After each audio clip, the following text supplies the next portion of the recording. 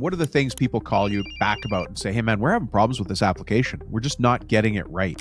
I get a lot of maybe it might overheat a little bit if it's in the summertime, right? So pouring epoxy in the summertime compared to the wintertime is a huge difference.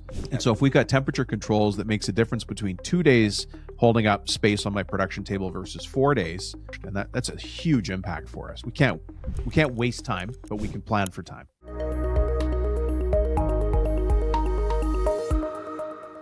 My name is Dominic Rubino. Welcome to the Cabinet Maker Profit System podcast. Today, as the owner, I'm giving you an episode that you're going to be able to use to train your foreman. You know that we do a lot of foreman training here. And today we're going to be talking about epoxy resin applications and how they impact production and some of the fixes that we can do there. And we've got Jake Latvala as our guest. He's a expert in epoxy. He's got a distribution company and he actually makes the stuff himself. So he's an expert on that, and you'll be able to share this episode with your foreman, which is great. Anytime we can educate the foreman, we should all take advantage of doing that. At the end of the episode, I want you to listen in because I'm going to give you an update on the Christmas water project. For those of you that are our clients, and there's lots of you out there listening, I want to give you an update on the Gold Mastermind call. I want to give you an update on the Checkpoint 90 Mastermind call because things are changing in 2026, and I want to make sure you're aware of those. So stay tuned at the end, or talk to one of us as your coaches about what we're doing there. For those of you who aren't our coaching clients, that's fine. You'll get to listen in and peek over our shoulder. Anyways, let's get to the episode with Jake, and we'll talk to you on the other side. Jake Latvala, how are you? Dominic, how you doing? I'm doing great. Good. Yeah, good to see you again. Yes. It's been busy throughout the holidays, so I'm ready for it to slow down a little bit. So that's good. Yeah, isn't that crazy? Holidays are supposed to be slow time, and instead they get busier for us. Yeah, especially my line of work. It's our most busiest time, and then it kind of usually dips in January, February, and then it starts rolling back up. So but so far, we're a week into it, and we've still got orders coming in like crazy. So who knows? Maybe this year might be different. Well, this year's probably going to be busier, it sounds like. Yeah. And I can handle that. You're a long way from your start at Walmart. We should probably get to that because normally people don't tune into this show to hear people telling their Walmart stories. Yeah. I worked for Walmart for 20 years and Walmart helped me to be able to get to where I'm at today through their leadership programs and stuff like that. So good. I started this as a hobby and then it turned into a business. And then I realized I was an entrepreneur. Yeah, an unknown entrepreneur. Well, let me ask you this because people want to know who you are, just so it establishes your credibility. Jake Latvala, who the heck are you? And how is it that you come to be speaking to all these forward-facing cabinet makers and mill workers all over the world? Well, I'm a owner of Ologgins Sawm, where we manufacture and produce lumber, and I'm also an owner of an epoxy company called Ologgins Epoxy as well, and I work with a flooring manufacturer who I am partners with 50-50 on the casting world of epoxy. So when I mean casting, I mean like countertops, river tables, stuff like that. Nice stuff. Yeah. The focal point of your home type of epoxy. And so I'm owner of those two businesses right there. We have distributors all across the country now, and we also sell product on Walmart and Amazon as we speak. You got back to Walmart. I got back to Walmart. Yeah, I went full circle. I just got back word from Walmart yesterday, as a matter of fact. I'm going to be a vendor for them, and we're going to start laser engraving all their old museum lumber into 2-inch coins for all the service award people for Walmart. And so you have 2 million associates, and everyone has some sort of long-term longevity in there. So they'll all get a laser engraved coin from the old museum. So they took they just rebuilt the new museum for Walmart, and they took the old lumber. They took the old lumber and they want me to refurbish all that into the little 2-inch coins to give out to the service members. That's really nice. So it's pretty cool. So it's full circle with working for Walmart, now selling product on Walmart, and now becoming vendors for them as well. Doing promotional stuff. Yeah, that's pretty cool. Yeah, it's pretty cool. Yep. Well, today I want to dig into the professional side for you, but solving production problems, which I have to admit we don't talk about a lot here on the show because this show is very much focused on the business of the woodworking business. But the production Yeah. problems become a really big part of that. The other thing that's come up in the last, geez, I have to say, we got really surprised last summer because we used to run foreman training. Yeah. And I didn't like the way it was going, so we shut it down for about 2 years, and then we resurrected it. And I thought we'll run one course and see how it goes. Gotcha. We got slammed. Mm. We ended up running it 3 times from summer to, I think, November was the last starter. And I'm hearing all these foreman production problems. So that's why we went and hunted you down, Jake, just so you know. Okay. Well, I It's appreciate that. stalking is legal if it's for business. That's what I tell the cops that every day when they come to my door. I get that. I appreciate that. Yeah. So when we talk about production problems in epoxy manufacturer, and I think you're probably going to correct me. Totally fine with that. Tell me where these epoxy problems come up and how we could start to solve them. Thinking specifically about the foremen at these wood shops and the owners of the wood shops who are trying to make sure production is smooth and high quality.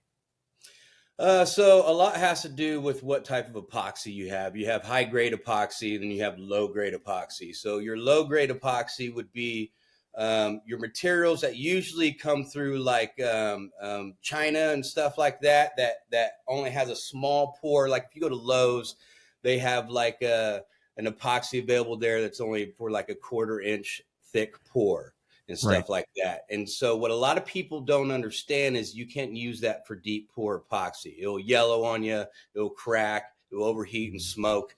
And so it's not a good deal. So a lot of it is by the quality of the epoxy, right? And we work with chemists. So the chemists that we work with are all focused on the quality point and the deep pour of your epoxy. I just got a Walter White image flashing in my mind when you said that, but I'm sure it's different, chemist, yeah. different chemists. So yeah, I mean, we're talking here about commercial applications for the people that listen to this anyways, right? So that's perfect. Don't try to cheap out and get because you're just doing one little side project, get the right stuff. Absolutely. Yeah. What about wood prep on that then? I'm sorry, what's that? What about wood prep? So wood prepping on any type of epoxy, you're going to want to make sure that you sand all your wood and take off all the bark and take off anything that might flake into the epoxy. Depending on what you're going to do, if you're going to do a clear pour, you're going to want to seal your edges so it reduces micro bubbles that might come into the epoxy in your projects and stuff like that. But if you're going to use like a pigment or a color, that generally hides all the little micro bubbles that are in your epoxy. So there's different applications depending on what you're wanting to use and what you're wanting to do. Yeah. Yeah, some of the applications that we see, we're business coaches, right? So we talk about the production, but we talk about, as I said, production from the business side, but we still get to see these fantastic boardroom tables or waterfall kitchen countertops, and they're just fantastic. But again, on the waterfall, the corners matching, you see the production problems. And because the homeowner or that commercial application, that's the focal point of what they want to do, a little mistake there makes it look like the whole job is going wrong when it's just that corner, or that boardroom table. Yeah, it's craziness. Absolutely. And a lot of that has to come down with the type of quality of tools you got too. So, what we use in our shops is called Festool, and they're very precision make type tools for high quality woodworkers that's as precision driven. Those end up helping the mistakes on those waterfall tables. A lot of times those waterfall tables, what people do is they end up using a dull blade or a saw that doesn't have quite precision wise. And so you have little gaps in the corners or whatever that would create that. So a lot of that has to do with the quality of your tools and your cuts that you're using for those waterfalls. Did I ever tell you the story about the shepherd and the sheepdog? Let me tell you something. A shepherd can't watch every sheep at the same time. That's why he's got sheepdogs, right? To keep the flock moving in the right direction, get them from one end of the farm to the other safely and on time. So in your shop, I want you to think of your foreman as the sheepdog. If he's not trained, healthy, and taken care of, the whole crew scatters and jobs fall apart. That's why I run Foreman 101 training. It is specifically designed to show foremen how to lead the crew, not just swing a hammer. We're running a free 1-hour info call where owners and foremen have to attend together. Get on the wait list for the next free info session. Just text me at 315-903-7853 and say foreman training, and we'll get you on the list. What kind of tooling were you talking about there for making sure that the application is proper and the seams come together right? We use what you call Festool. They're a Festool brand is it's like the Cadillac of woodworking type tools. They're made for precision, and that we have. Looks like we're having internet issues. Yeah, are you getting an alarm about internet issues? Not sure why we're having internet issues. Storms. This recording is bouncing off satellites. We've got high expectations for technology these days. Here, let me get into a better spot. So we are at and then we can 12. Do all that.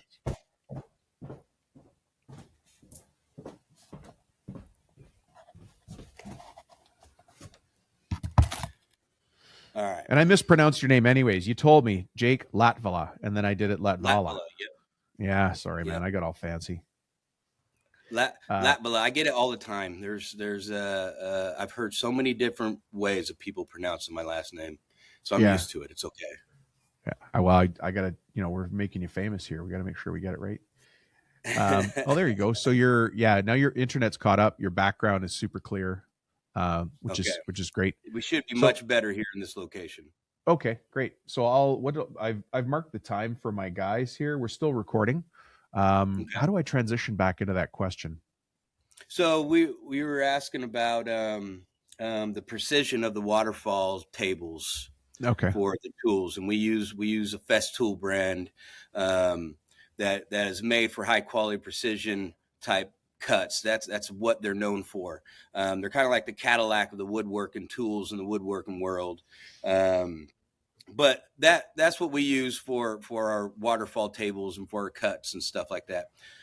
With the epoxy, you also have two different types of pours. You can have a flood coat, which is you pour epoxy over the project to make it a glossy finish, and which we use for like vanities, anything with water around, sinks, stuff like that, countertops. We'll do flood coats. Or a lot of people like the natural look, and we'll use the oils for the natural look of the wood and the epoxy combined. We do that. Now, the oil part is it will leave water rings and stuff like that if people don't use a coaster or something, where the flood coat of the epoxy is easy to clean up and just wipe it down. Absolutely. Yeah. Now, when you're dealing with production problems, let's talk to the foreman for a second. And, the first, let me ask, I won't assume, what are the things people call you back about and say, hey, man, we're having problems with this application. We're just not getting it right. What are the things that you hear? Yeah, a lot of people will, I get a lot of maybe it might overheat a little bit if it's in the summertime, right? So pouring epoxy in the summertime compared to the wintertime is a huge difference. In the summertime, you might pour a table and it will cure within 2 days, where in the wintertime, it will take 5 days to cure. So through the transition through summer and winter, we get a lot of calls because people will be used to the summertime and the epoxy acting completely different than in the wintertime, right? And so we get a lot of calls about that. And then I always tell people the colder the better. So if you're in the summertime, you're going to need air conditioning, fans on your projects to keep that thermal reaction down. And when I say thermal reaction, epoxy creates its own heat, right? So when you pour and mix the epoxy together, it's generating its own heat. So in the summertime, if you don't keep it down under 100 degrees, you're going to have issues with thermal reaction. Now, thermal reaction, if it overheats too much, it'll yellow on you. And so that's where a lot of the yellowing comes into play, like fast yellowing. Whereas in the wintertime, I've poured 27 gallons all at once in a table and had no issues at all whatsoever. So there's a lot of difference between the summer and the wintertime. For all you foremen that want a nice cool shop, a nice cold shop, this is your excuse. Yeah. But then if you're in the deep south or in the mid, the desert south, you've got some challenges. So you're Yeah. saying keep it cool. Keep it cool. Colder the better. So if you have the luxury of having a, air conditioned shop, then you're good to go. If not, and you're working in like a warehouse or something like that, then a lot of factors play into that. If it's too hot, you may not want to pour 2 inches all at once. You may want to pour twice, an inch at a time. Fans is a huge, huge deal. So you can't go wrong with having too many fans on your project. Yeah. It makes me wonder what kind of training's available. There's lots of companies out there who will bid on an epoxy project who don't do it every day, right? It sounds Yeah. like you guys do it every day, and the little fine nuances, just like any trade. What kind of training should people be looking for if they want to nail this and not have those mistakes or holdups in production? Well, right now, because it's such a niche, whatever you Yeah, decide you both want that to things. be. Yeah. Yeah. Right now, so we do epoxy classes and courses ourselves to teach Oh, people. you do? I didn't even see that. Okay. We do them daily. We do them daily at 10 o'clock and 2 o'clock. We also own an Airbnb, a few Airbnbs here locally. So Okay. I a didn't lot, see that on your website. Interesting. Okay. yeah, we have. I'm actually got like four things going on here. We got an Airbnb called Ologgins Airbnb. We have Ologgins Epoxy, Ologgins Sawmill, and we also have an Ologgins Lager out there that our local bars brew and I market for them. Right. So a lot of people will come to our Airbnbs, stay at our Airbnbs, and take our 2-day course. We have a 2-day course that we teach how I to didn't.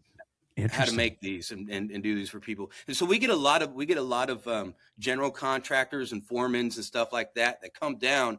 Well, they don't come down. They'll send people to us. We teach them how to do it, and they'll take it back into their business.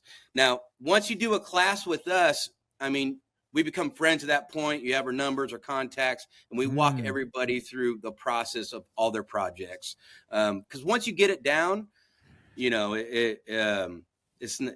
not that bad, but we help people throughout the whole process of their journey when working with our products. Yeah, let's make this fun then. What kind of hunting and fishing is around you so people can do two things at once?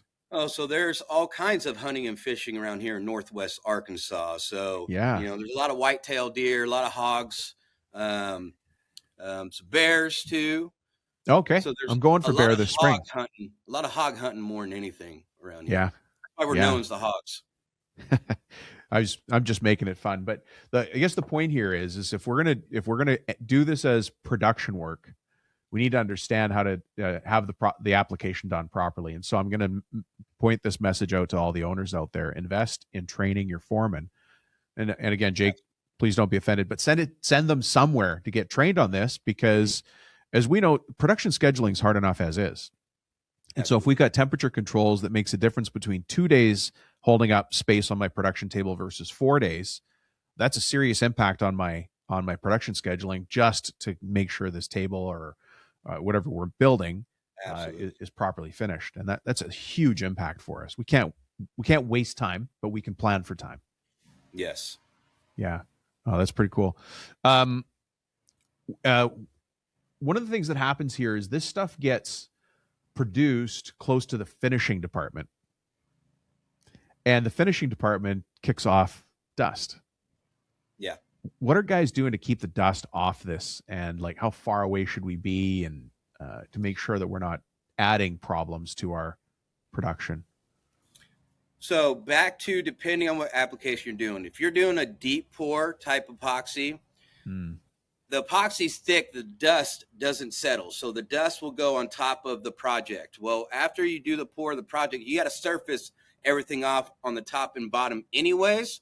So the dust just gets surfaced right off. And then you have the finishing application, what is just sanding and oiling at that point. But if you're doing a flood coat type deal where you have dust and bugs and stuff that get stuck onto it or whatnot, we use like a paint booth, right? Or a big mosquito tent, right? So cover that whole thing up. Yeah. Yeah. There's a lot of people that will use like a big, 10 by 14 tent that they will put their projects in there and then seal it all up. So that way, you don't have any dust or bugs or anything like that. Yeah. Yeah, you know what, interestingly here, this is a message for the estimators as well, because we've got to, again, back to scheduling, we got to account for, we're taking up that much floor space. That floor space is used now for X many days based on the temperature. There's a lot more to it than just saying yes to a customer for we're going to do that epoxy piece if it's not really your wheelhouse, right? But we all want to take the job. And also to the epoxy world, you're getting into the kind of like the whole custom type deal when it comes to epoxy, with stuff like that. So there's a big different pay rate too in between like just doing regular wood countertop or granite compared to like an epoxy countertop where you could put stuff in it and make it art and do stuff like that too. So I'm glad you said that, because there's lots of architectural mill workers, and even stair guys that listen to this show. And those guys should understand the specialty applications. But I appreciate that you brought up to make your pricing line up with the custom nature of this work, because it's not standard work. Yeah, and epoxy is expensive. It's 3 times more expensive than the wood. So, a lot of people. That's a good point. Yeah. I bring a lot of people to the shop whenever they, because people ask, oh, how much for a regular table or something like that. And it just all depends on what kind of slabs you buy and how much epoxy is needed into that table will determine the price of that project. So a lot of it has to do with like teaching people, which I do through social media platforms and stuff like that. We walk through all of our projects so people get a good understanding of what's all involved in each and every one of these projects. Yeah. Hey, there's a story about 3 bricklayers. And now you might have heard this at church in a sermon, but let me take a shot at it. There's 3 bricklayers. Old story, right? At the end of the day, working hard, they go home for dinner. And out of pure coincidence, each of their kids asks them at the kitchen table, Daddy, what do you do? Well, the first dad said, I'm laying bricks. The second dad said, I'm building a wall. The third dad gets asked the question. He smiles to his kids and he says, Kids, at work, I'm building a cathedral. You see, they're all doing the same work, but they have 3 different visions. That is a nice little picture of leadership. Right now, your foreman might just be laying bricks, focused only on tasks. Look, Foreman 101 helps them see the bigger picture and lead your crew to it. I'll explain everything on our free information call. Remember, the owner and the foreman have to attend that call together. The first step is to get on the wait list for the next free info session. Just text me. You know my cell phone number. It's 315-903-7853 and say, Foreman training. You know what? It sounds like this topic could go on, which is why you guys do the trainings. I'm sorry, I didn't even realize from your website that you did those trainings. I'm going to have to go back and look at that. But why don't we take that comment you just made and I'll ask you, where can people find you if they want to learn more about epoxy applications and the things that you do? We have social media platforms, Ologgins Sawmill, right? And that will be on Instagram, Facebook, YouTube, TikTok. We're all over social media. And then we also have a website, ologginssawmill.com, that you can find all of our live edge, kiln dried lumber, and all of our epoxy and our epoxy brands, plus other little trinkets and welding stuff. We do some welding bases and stuff like that too. So you can find There's everything. Nothing stopping you, man. There's no way. You got everything going on. You left Walmart a long time ago. You just kept going. Absolutely. Yeah. Well, I'll tell you as well, Ologgins Sawmill is spelled exactly as you think somebody in Arkansas would spell it. Yep. Right. Yeah. Go ahead. Ologgins. There's not a D. There's not a D on there. And the reason why that is I live on an Ologgins road. And so my street name's called Ologgins Road. And so when I bought the sawmill, it just made sense to call it Ologgins Sawmill. Do that. Yeah. Yeah. Well, there'll be links for iTunes folks. Just look in the notes, and on YouTube channel, look in the notes. You'll see links back to Jake and all of his work, and then all of your social media links as well. Yeah. I appreciate that. Well, listen, thank you so much for being here. As part of the foreman training we do, you never know, we might call on you again to do a special thing for the foremen who listen. But I really appreciate having you on. I know you guys are super busy right now in the shop and in the distribution center, so I'll let you get back to it. Thanks, Jake. I appreciate the opportunity. Thank you. Have a great day. Well. Thank you very much for joining us, Jake. I really appreciate having you here. Interesting conversation on the production side. And as I said, this is we're trying something new here. We don't normally do episodes that focus on training your foreman or that look at production problems. This show is normally about the business of the cabinetry, the millwork, the closet business. But more and more, we've been doing foreman training, as you've heard on the show, because that's become something that people have been asking for. And as I said to Jake earlier in the show, we ended up running it 3 times in the last 2 quarters of the year, thinking we were just going to run it once. And we got oversubscribed and we ended up running it a couple times, which is excellent. I think we're going to run the next one the next couple of months. If you do want to be on that, let us know. And we'll put you on the wait list for the information call. Listen, a couple of things here. Jake brought up around production. Make sure you share this with your foreman if you're having trouble with that epoxy applications. Anything we can do, again, to help our foreman is something we should do, because that scheduling and that production is a profit leak for us as owners. We want to drive this business forward. We got to make those little changes and those little differences. And the more we can train our people, the more we invest in our people, the more we all succeed. Your foreman's going to feel better. Your estimator is going to have accurate numbers to do accurate estimating, so you can hit your gross profit target gross profit targets. I can't even say it. How can you say it? And just to make sure we're running a tight, solid business. Speaking of running a tight, solid business, a quick message to those of you who are already working with us in our coaching program. You would have seen an email come out from my office just the other day about the referral program. The referral, I'll leave that to those of you who have the email and can read it. But remember, we're giving away a Traeger smoker or an Omaha Steaks package, or tithing or donation in your name on behalf of you in that email. So make sure you look at that. For those of you that are in Gold Coaching, which is our one-on-one coaching program, an updated schedule has been put forward for our monthly meeting. That's on top of the coaching meetings that we normally have. So make sure you check your email and make sure that you're attending those. It's really important. Remember, those monthly Gold Coaching Mastermind is the highest level of CEO training that you can get. And it's specifically aimed at the owners of growing cabinet shops. As well, for those of you who are in the Checkpoint 90 program, we're introducing a new mastermind group just for you. And that one is going to be very much focused on the financial aspect of growing your business and tracking the numbers so that you have good, solid data you can trust. Okay, leave that aside for a second. I want to say thank you to everybody, because during Christmas, we rolled out a new program. It's called the Christmas Water Program. That's just what I named it, the Christmas Water Program. But I wanted to make sure we had a legacy, and we did an impact bigger than me just dressing up, the Grinch Who Stole Christmas. That's something I did a couple of years ago. I love Christmas, but I also wanted to find a way for us as a community, as an audience, to have a bigger impact. And so there's a community in Nicaragua that lives at an open pit dump, and they sift through the dump for their food, their clothing, their money. It's a scraping by is what they're doing. Anyways, we've decided to partner with a charity down there. And so we donate 3 gallons of water every time you leave a like or a comment on any of our episodes. Heck, you can leave it on all of our episodes. What's going to happen is I count those numbers, and then I make the donation on all of our behalf to that charity. I've come to meet the owners of that charity, and I know and trust them. So I know that actually makes it to the end source, which is important to us. And every time you like or comment on any episode, that gets counted, and then we donate the water, clean drinking water, to this community that's hanging on by their fingernails at this open pit dump.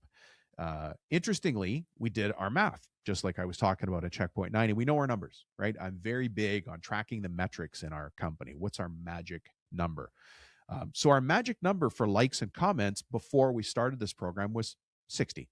Every month, we got about 60 likes and comments on any given episode. Didn't matter which one. Doesn't matter if it was on YouTube or on iTunes, 60. So we rolled out this program in November, and by December, which is a week ago, I have to get this week's updated numbers, we had 288.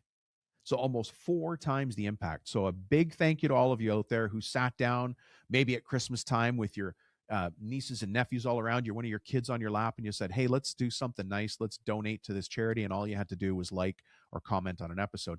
The reason we chose that, it's super easy to measure. We can all take part in it. It takes no effort on your part, but it has a huge impact to other people. So a huge thank you to that. So mark this down somewhere. We hit 288 by December 31st. Now let's see what we can do by the end of January, February, March, and we're going to do this all year. And our goal is to give as much water as we can to these families who really need it and would really appreciate it. All right, folks, I'm going to be speaking at the Energy Conference in February. I look forward to seeing those of you who will be there. Make sure you come up and say hi. I'll probably be wearing this blue vest and my blue hat, so I'm easy to find. Say hi. And that's our opportunity. I talk about it all the time. I can't wait for you and I to have a cup of coffee. Here's my coffee here, or a glass of wine, depending on the time of day. We don't want to switch those around. But that's our chance. So if I get to see you there, make sure you come up, say hi, shake hands, and we can put a face to a name. And man, I'm looking forward to that more than you'll ever know. Thank you for checking in, folks. I appreciate you listening to this episode, and we'll see you in the next one. Have a great day.